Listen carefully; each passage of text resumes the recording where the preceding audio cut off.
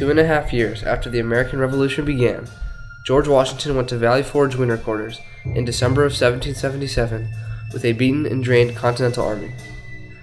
The Army faced many tragedies during this winter, but triumph resulted in the end.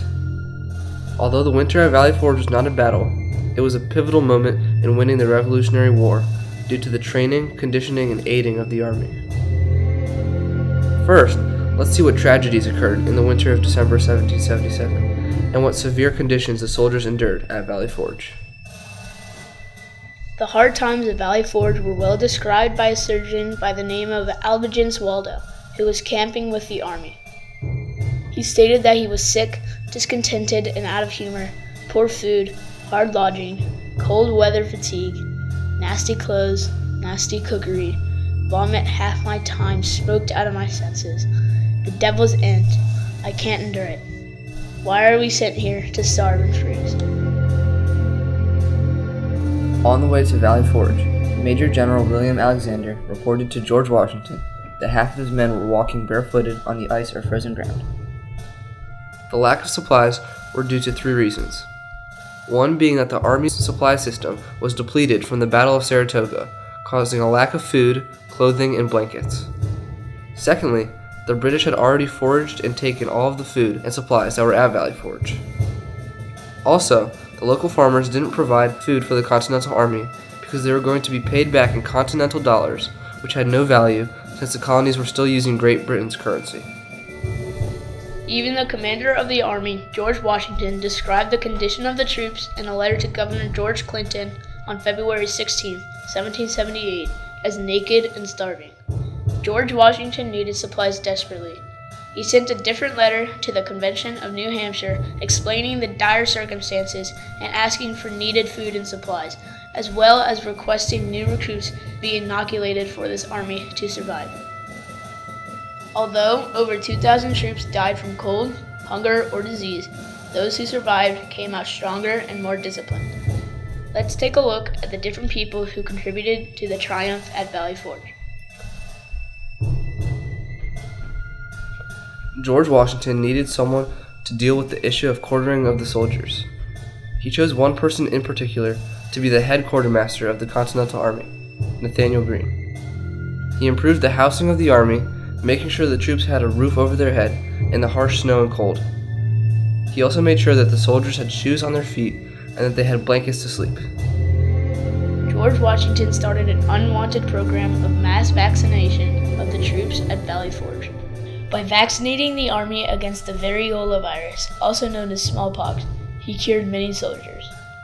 Later, a few cases of smallpox that occurred failed to completely wipe out a single division. Washington had an idea to conduct the first mass inoculation of the army. With this vaccination program, many soldiers were prevented from getting sick and maybe dying. One of the most influential figures involved in improving the troops at Valley Forge was Friedrich Wilhelm von Steuben, better known as Baron von Steuben. He brought advanced military tactics to the army such as sieges.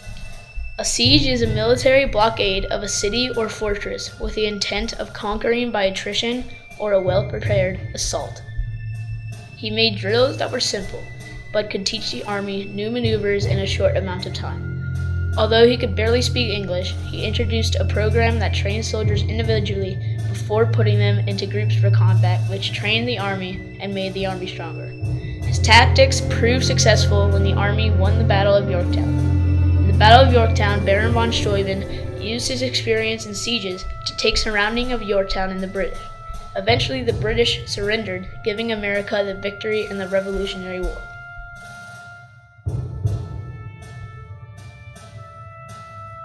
A significant contributor at Valley Forge was Tench Tillman. George Washington sent him to Trenton, New Jersey, to go and bring back food for the soldiers. He came back with as much food as he could bring and saved hundreds of lives, which was very critical for the survival of the Continental Army, providing aid to the army. Another person that contributed to the army's triumph was Marquis De Lafayette.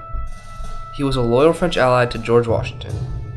He made sure that his troops brought from France were in top-notch condition and trained because there were very few new enlistments for the army during the time spent at Valley Forge.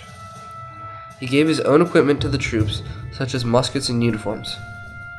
Lafayette was so loyal to Washington that he declined a promotion in the army to stay with Washington at Valley Forge.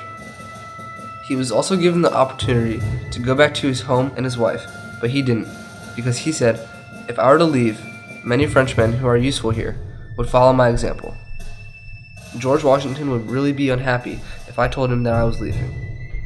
He also trained his division of troops, aiding the army. James Mchenry of Maryland also aided the Continental Army. He was one of the top surgeons at Valley Forge who cared for the sick and wounded, which provided proper health care for the army. He was also one of the only 7 aides de camp that Washington added to his roster. Finally, there was Alexander Hamilton. Due to the decrease in new enlistments and many soldiers leaving or dying during the winter at Valley Forge, Alexander Hamilton shared the idea that slaves could join the army and fight for the Continental Army, then they would be granted their freedom. This gave the army many new enlistments, making the army stronger. Although there were many tragedies at Valley Forge, the time was not wasted. George Washington's leadership was shown during the winter at Valley Forge by demanding Congress support the army and recruiting strong leaders who aided, trained, and made the Continental Army stronger to be triumphant over Great Britain and win the American Revolutionary War.